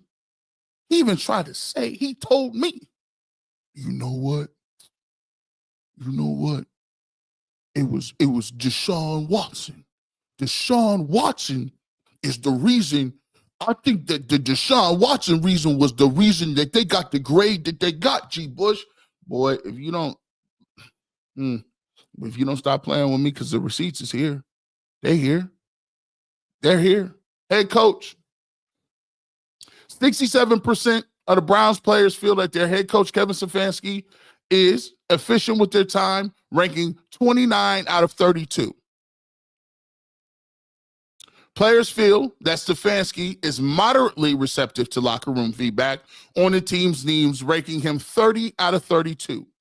The only two people ranked lower than him were fired last year. Let me repeat. The only two people that were lower than him were fired last year. As a matter of fact, for some odd reason, they even have Jimmy Haslam rated 22 out of 32, C+. They give him C+. The problem with, and this happens all the time. So what I want, and the only reason I'm bringing this up is so we can put this to bed. When you tell me that Kevin Stefanski still has the locker room, no, he doesn't. He don't have it. When your best player comes out and says, I'm not playing for you no more, you told me it was because of Andrew Berry. Every time we talk about drafting, it's Andrew Berry. Every time we talk about it, you guys even have made up in your mind that it was Andrew Berry that went after Deshaun Watson. Yes, it was. We've decided. But when all accounts have been on record and off record that everybody was in lockstep with Deshaun Watson. See, I've started to see people at every single turn. Go back and watch my stuff. Kevin Stefanski has been able to skate, slide. Well, Kevin Stefanski, that was Odell Beckham Jr. That was OBJ. Baker Mayfield, that was on Baker. Hey, listen, that was on Deshaun Watson. That wasn't on Stefanski. How could Stefanski do anything? His hands are tied behind his back. He's playing with. He doesn't have any power in the organization. You was calling plays, and then you wasn't calling plays. You was calling plays until the season was done. Then you gave up play calling, and you got Dorsey up out of here.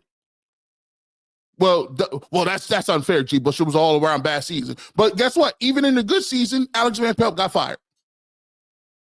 Now, and Andrew Berry ain't off the hook, and he do got to have a great draft. But today, no, Kevin Stefanski, you're not sliding anymore. Because this right here is the smoking gun. I didn't say it. A lot of people didn't say it out there. The team said it. They said it. They didn't say, oh, it was because of Deshaun Watson. No, his team said, we're ranking you the worst coach in the league. So when you say, but two-time coach of the year, everybody seems to like Kevin Stefanski in the media. I don't know if you got the Christmas card with the beard and everything on it and the golden retrievers, but I'm just giving you what the players been saying. This year, there will be no prisoners. You better draft a quarterback, and you better be serious about it, and you better get to work. You got a lot of work to do.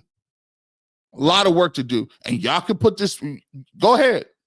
This report card, and some of y'all, this report card will go on Deshaun Watson. It's a Deshaun Watson referendum. Don't work no more. Deshaun Watson ain't coming back. Guess what?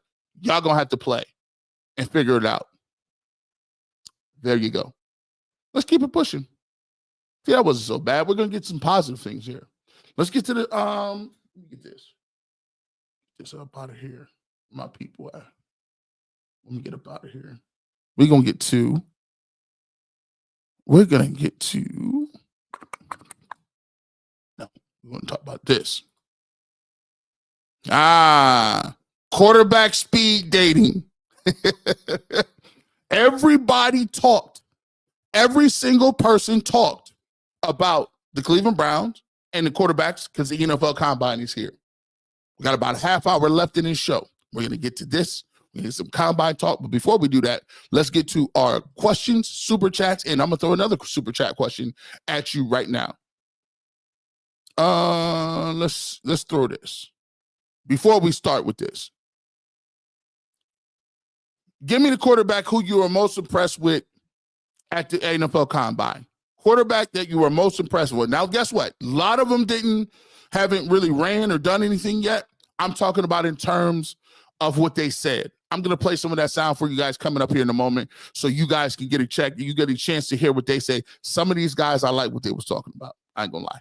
Let's get to the comments first.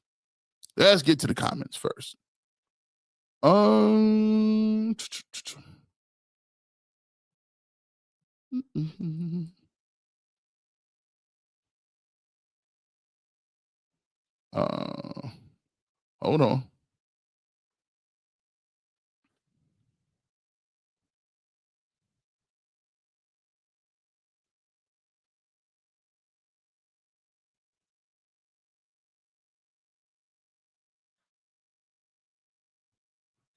John says, why is this information out there and no one in the organization does anything about it? Family and a 10 outside in the winter, it's a shame.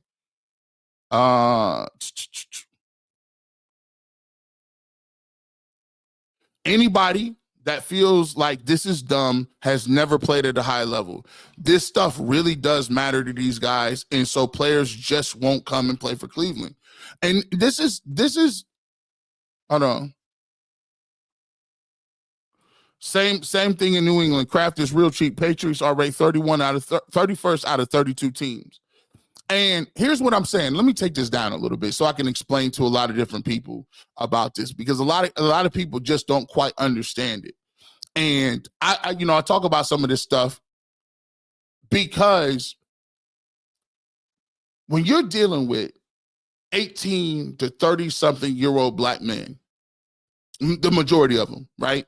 When you talk about NFL players, I just so happen to be at one point in time 18 to 35 or 18 to 40 or whatever the case may be.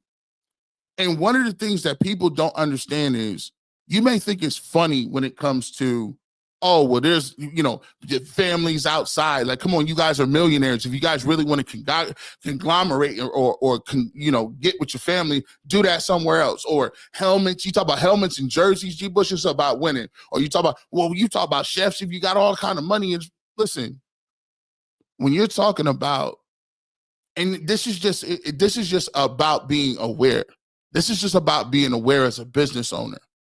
When you're competing to get the best athletes, when you're competing to be at the highest level, there's certain levels of things that you have to have and amenities that you have to have if you want to compete. And it may seem dumb to you. It seem outdated to you. It may seem foreign to you. But this is what these players think about. You're like, wow, I didn't believe that they cared about Jordans and shoes and helmets and all this flash and swag. Think about it. You go to a training camp, what music is playing? Loudly, hip-hop music. When you go to these other places, they're playing hip-hop music as loud as you can blare it. The stuff they wear, the swag bags that they get, just the level of stuff they get from coming from college to the pros. And so when you are trying to win and you're trying to attract these people, these things matter. They just do. When you talk about, ask any black person, the first thing that they say is when they get drafted and they coming from single parent homes is like, hey man, I'm doing this for my family. I'm doing this for my mom because I grew up without a dad. I want to get my brother in a better school. I want to get my sister. My sister got a disability. My mom worked 4 or 5 jobs. It's the same thing every single year. So if you kind of trying to bring these people in and you breaking it down in the middle of the locker room talking about 1, 2, 3 family, how many people do that? So when them people really thinking you family, but it's business, that's why there's a disconnect. Because you can't say 1, 2, 3 family, but your wife is out in the cold, and your kids get to hang out with you, but they people is outside. That's not family. That's business. That's telling them you are the workers. You are a worker. We pay you. We don't care nothing about the extended, where you come from, we care that you can run and jump. And so when people tune out and say, well, I'm out of here, I'm going to go, I'm going to leave, I'm going to listen, I always told people like this stream ain't for everybody. It ain't. If you want the surface topics, come get the surface and then roll out. But we talk about real things. And if you really want to be real about it, I can tell you why. I got people telling me all the time, hey, G. Bush, why do you think the players think that? Or why did so-and-so tell you that? And then I give you the answer, and then I don't want to hear it. I don't hear it. But you actually have to care about people. You actually have to do what you said you were going to do. You actually have to hold up your end of the bargain. If you're a billionaire, why would you not have your people? Why would you not be taking care of people? Why has anybody got to travel anyway? I got a facility. I got condominiums over here. It's the Browns condominiums. When your people come from out of town, they got a place to stay. If you want a practice squad and you ain't got a house, don't use all your money trying to find a crib over here. We got the practice facilities right here. We got the condominiums for you. We going to put you up right here. You don't think people would break their neck to come to work and play hard? They're like, bro, I don't even got to pay for housing. I don't got to look for my mom no hotel room. They stand in and give me a place where, yes, I want them to come in, and I got 4 tickets for any of the family members that want to come in. They got to pay for no food. They got food, beverage, and they can sit in here in the warm and come talk to their people. And what's this? The noise where you can't call your people and tell them you ain't dead? Some of you should be, and it's the problem. You don't stand up for no workers' rights. y'all better start standing up for each other, because this is a workplace just like every other workplace. And if they could treat millionaire athletes like that, what you think they're going to do to you? They ain't worried about you. So we talk real topics over here. It ain't for everybody. You know, I'm just letting you know.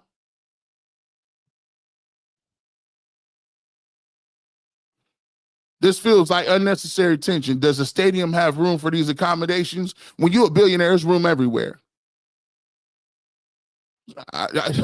There's accommodations like an airport that only billionaires drive in and out right next to the stadium. They won't get rid of that.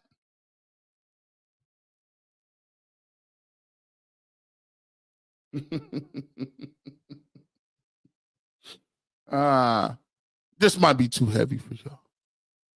Might be too much of a heavy topic on a Saturday morning, G-Boys. Let's get to this. There are a bunch of people at the combine right now. The Browns made some news a couple of other days ago, right? And it talked about Travis Hunter.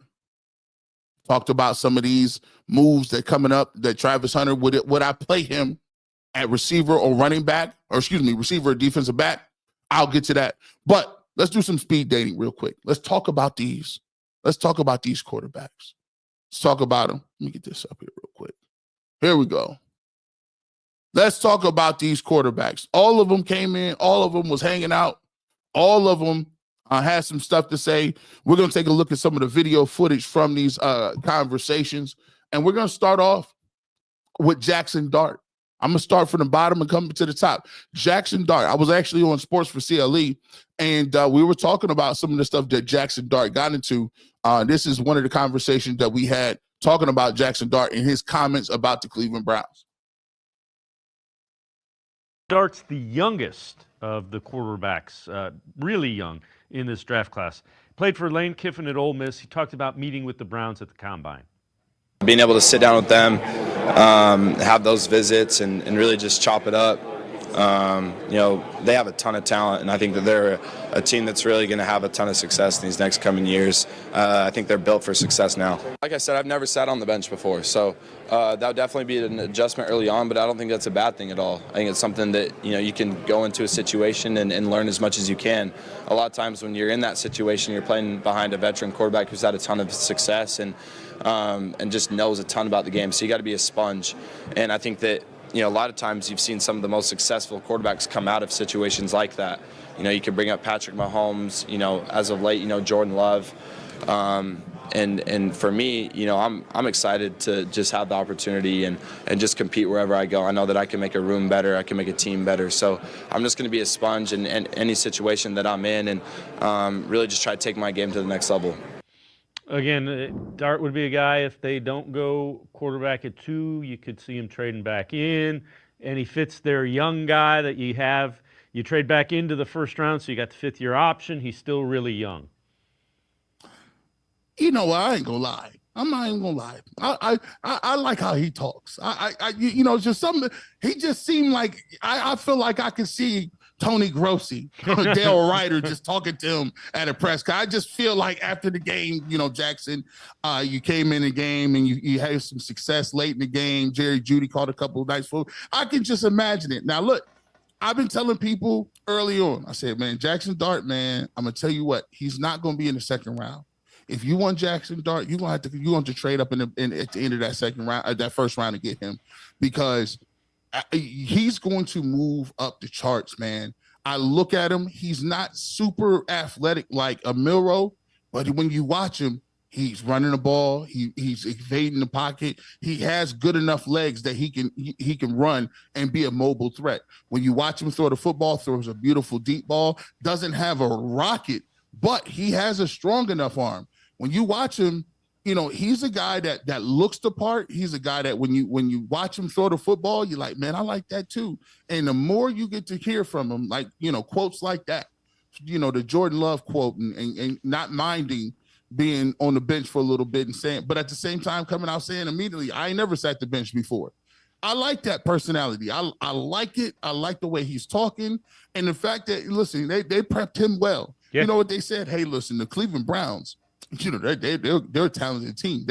They're built to win now. I said, oh, they prepped him. They got the notes together. Shout out to you and your PR team, man. Yeah. I like that. You know what? All of them did that. You know, Cam Ward was really good. Shadeur was. They all won the press conferences that they had at the combine. Hey, listen, I'm telling you.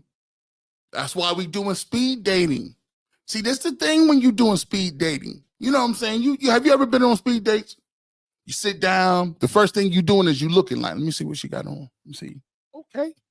Put together, you know, all different shape, size people. They come in, they sit down, you start talking, and they give you them first bullet points. You know, the first bullet point in any single woman. You know, I'm a free spirit. I love to enjoy traveling. I love outdoors. Staying in shape is a passion of mine.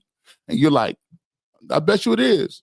Going on vacation costs money. Is you asking me how much money I got to take you on vacation? Because I ain't got no money today. But so everybody come in, they got the right things. They got the right joints, right?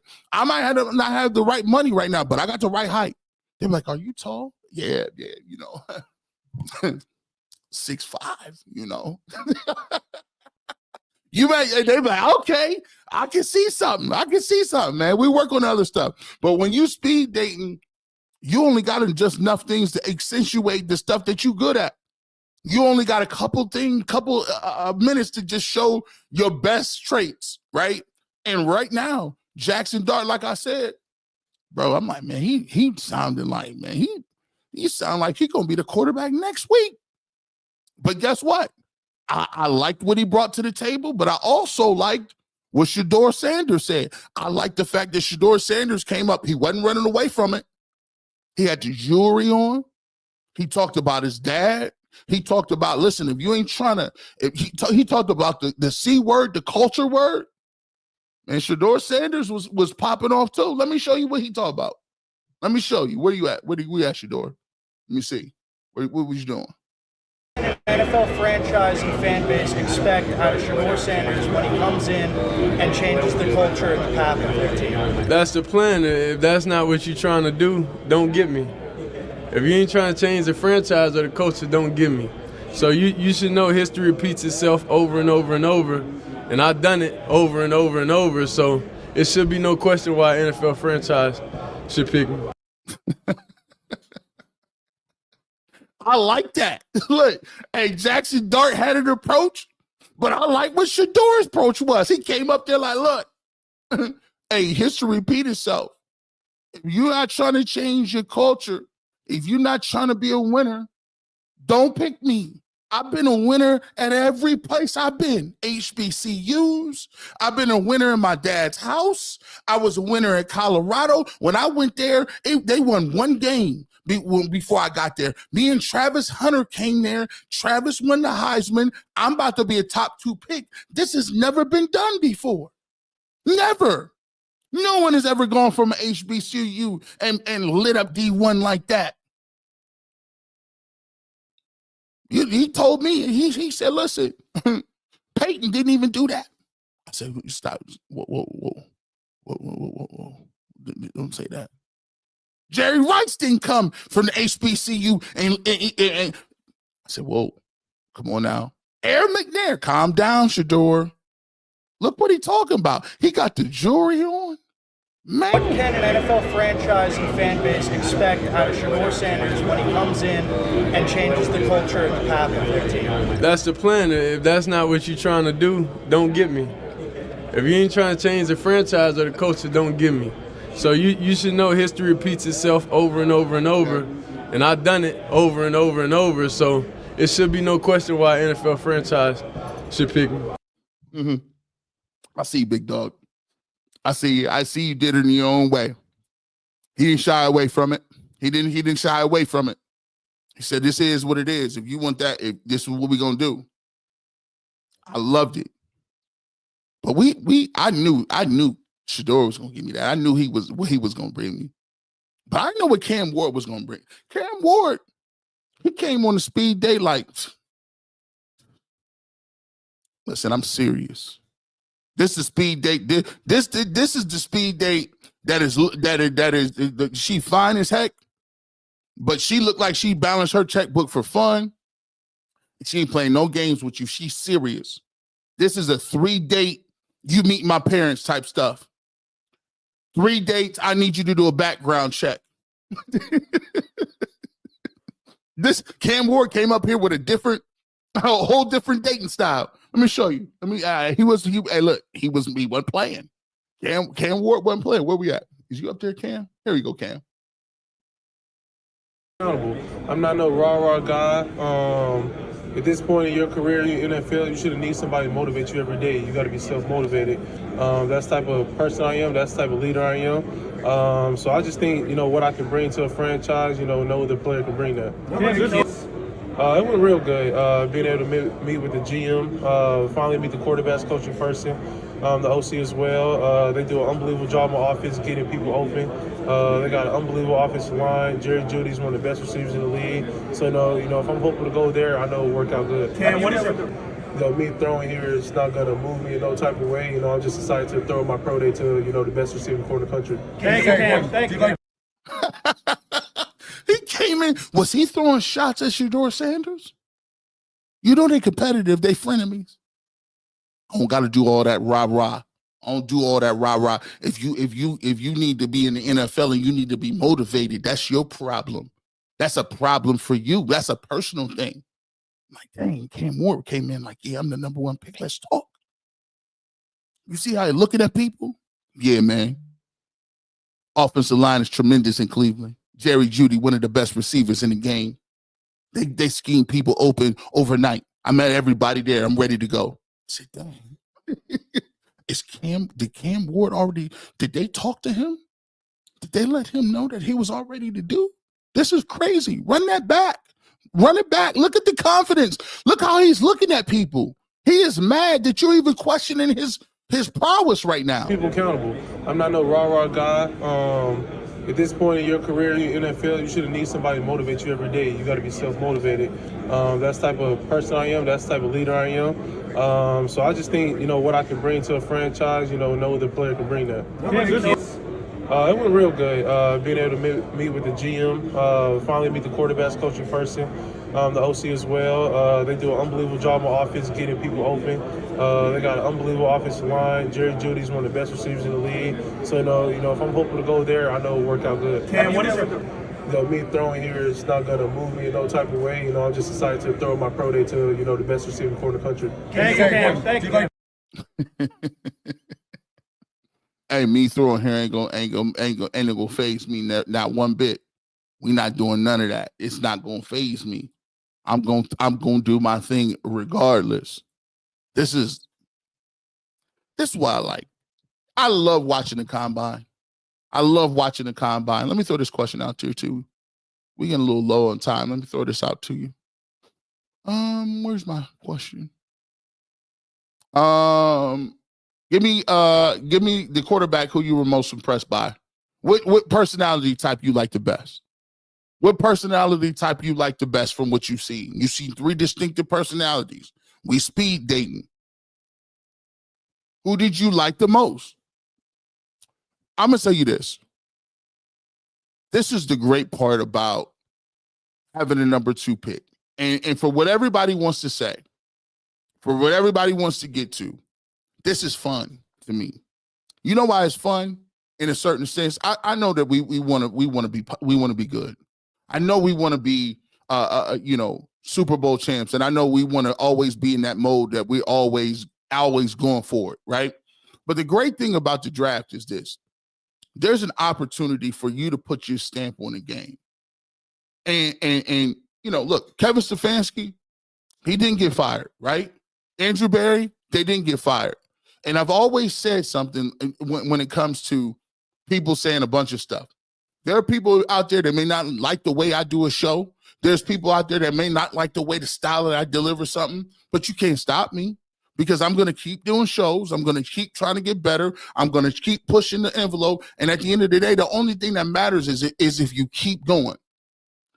Kevin Stefanski and Andrew Berry is in a tough place. They got to keep going.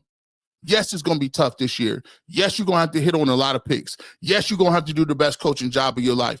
But you got an opportunity right now to do that. Think about it. The Cleveland Browns got an opportunity to take somebody, the best players in the draft. We're not talking about we gave up a bunch of picks for Deshaun Watson because we traded for him. We're not talking about we gave up a bunch of draft picks for Amari Cooper or somebody else somebody developed. We're not giving up a bunch of money to a bunch of these other teams to get their players that they don't want no more. I'm glad what's the name ain't on the market no more, Aaron Rodgers. I'm glad that we was never going after Matt Stafford.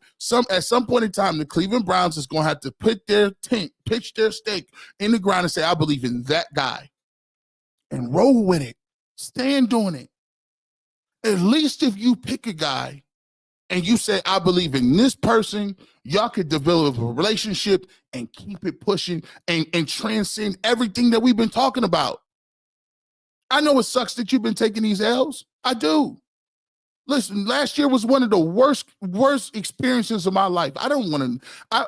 There were times that I didn't want to come on here or nowhere else to talk about it. And I do a blog for Bleacher Report. I do an Ultimate Browns twice a week. I do the Ultimate Cleveland Sports Show. I was doing the Barbershop. I do all of these shows, and I got to sit here and look at it and watch these dudes have no chance to win. But the great thing about the Combine and the great thing about New Year's is there's one thing that's going to be positive. There's one person in this draft that's going to be transcendent. You don't know who it's going to be. There's one lottery ticket in this draft. There's a couple of lottery tickets in here. Somebody going to be here. Somebody going to turn out to be something that nobody thought they was going to be.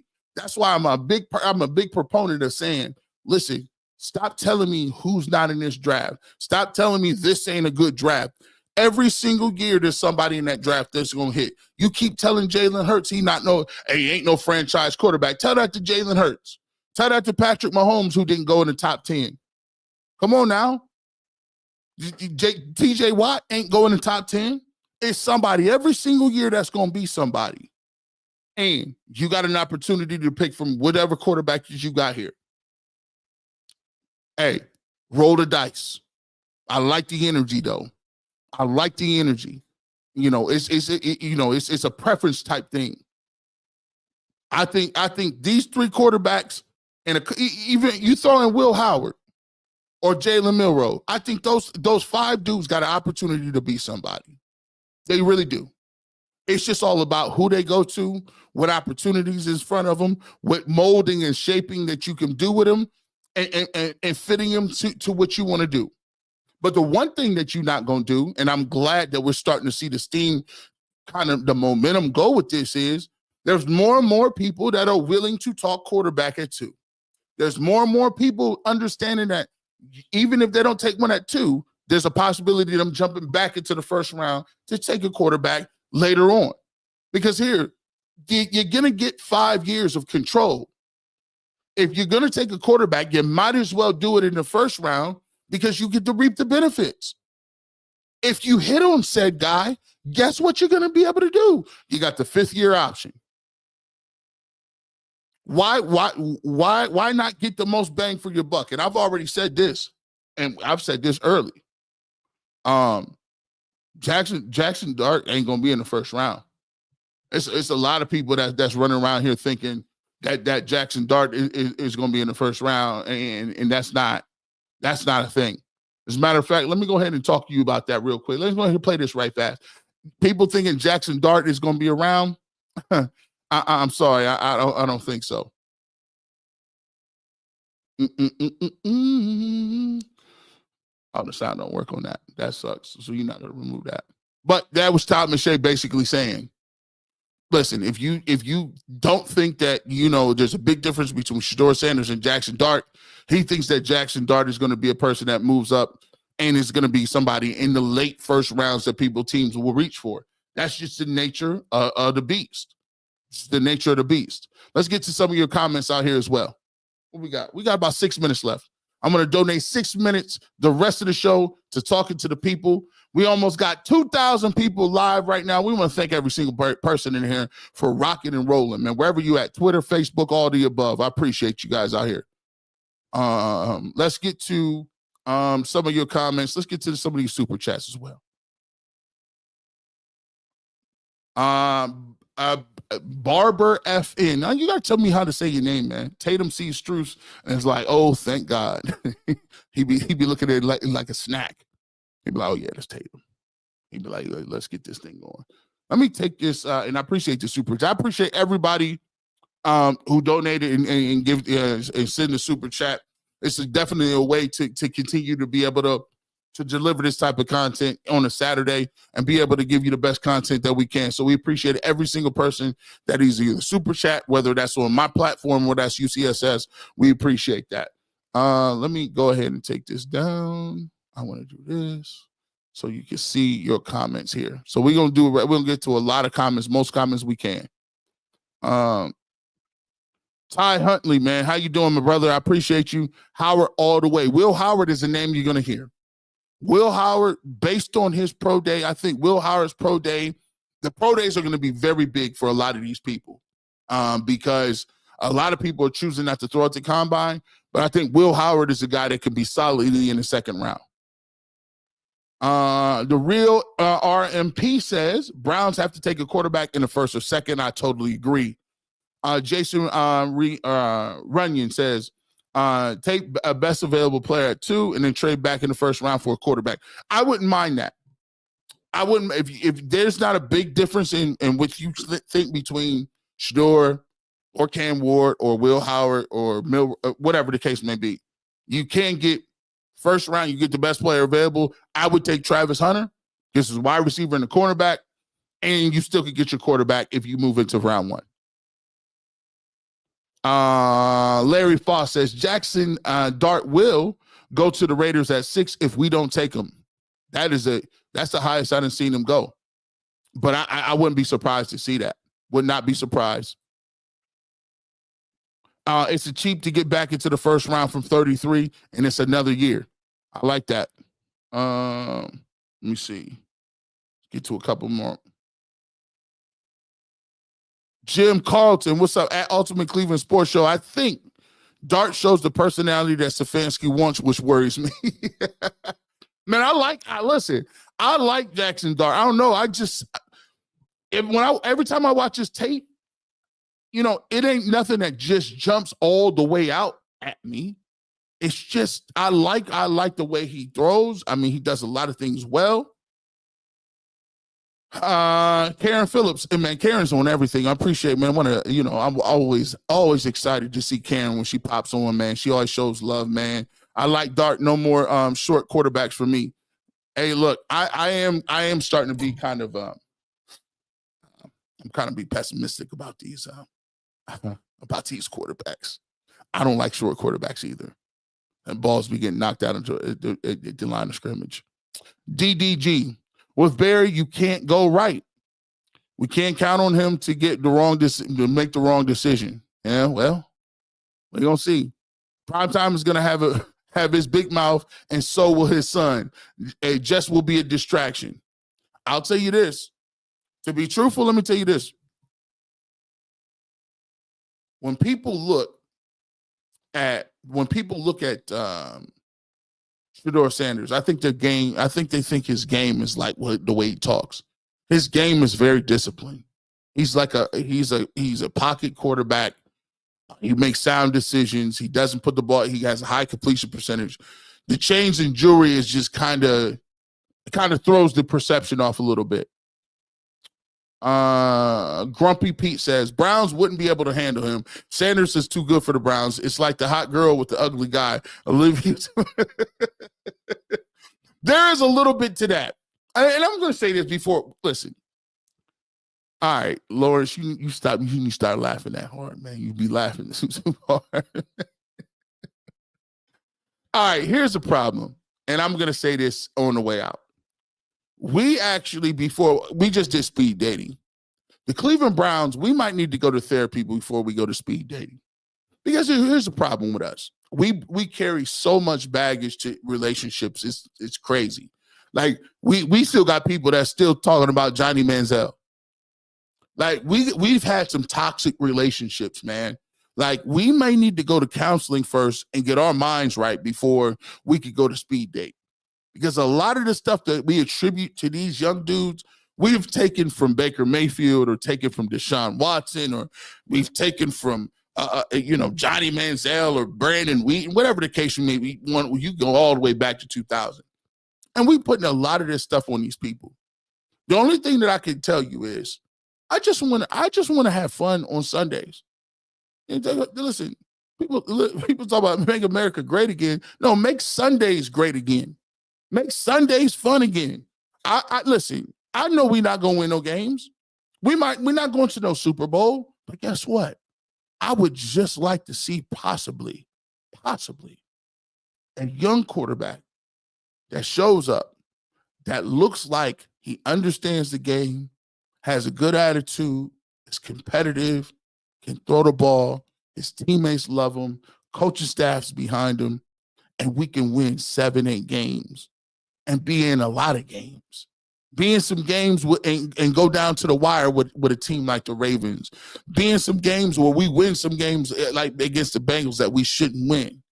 And at least remember how fun it was when at least Baker was in there, right? Baker, I give you one thing about Baker. The year that Baker opened the beer coolers, everybody loved the Browns. Everybody loved to watch the Browns because every week you knew you was going to see something exciting and you see somebody that can grow with you. Right now, the Cleveland Browns are at the point where they're trying to grow into a new stadium and the fan base ain't got nothing to latch on to. Myles Garrett is out of here. Deshaun Watson is on his 6th surgery. We don't want to retread quarterback like Kirk Cousins or whatever. We want to see a young dude the Browns say we investing in and go out there and play some exciting football. That's all I'm asking for. That's all we asking for.